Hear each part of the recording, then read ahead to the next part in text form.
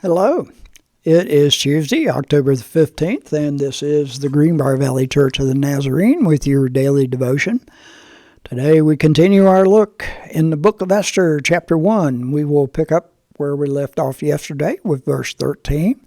Here's the word of the Lord.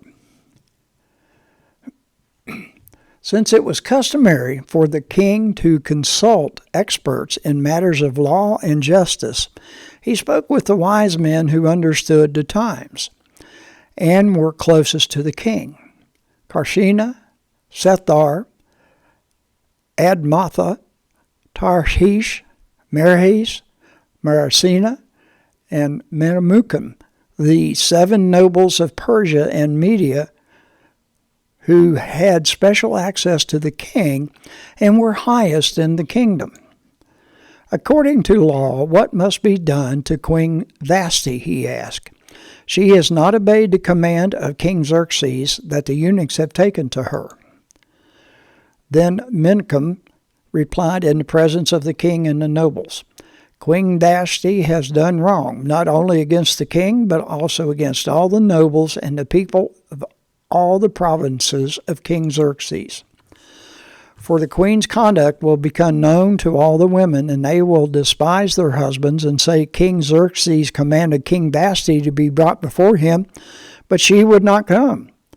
This very day the Persian and Median women of the nobility who have heard about the queen's conduct will respond to all the king's nobles in the same way. There will be no end of disrespect and discord. Therefore, if it pleases the king, let him issue a royal decree, and let it be written in the laws of Persia and Media, which cannot be repealed, that Vashti is never again to enter the presence of King Xerxes. Also let the king give her royal position to someone else who is better than she. Then, when the king's edict was proclaimed throughout all his vast realm, all the women will respect their husbands from the least to the greatest. The king and his nobles were pleased with this advice, so the king did as Memucan proposed. He sent dispatches to all parts of the kingdom, to each province in its own script, and to each people in their own language, proclaiming that every man should be ruler over his own household, using his native tongue. And that is the word of the Lord. Our article today is titled Respect by Joanne Shade. It is surprising that King Xerxes did not banish Vashti immediately because he could. He was king after all.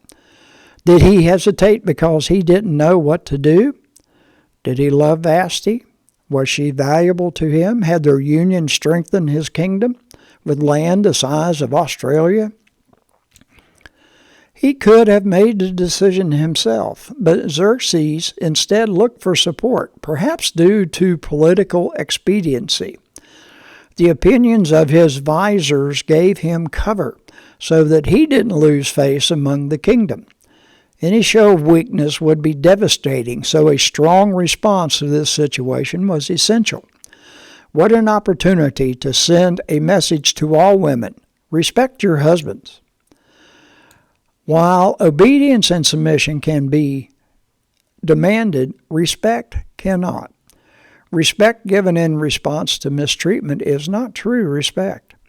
Did Paul have that in mind in Ephesians 5 when his words to husbands, love your wives just as Christ loved the church, form the basis for a marriage relationship?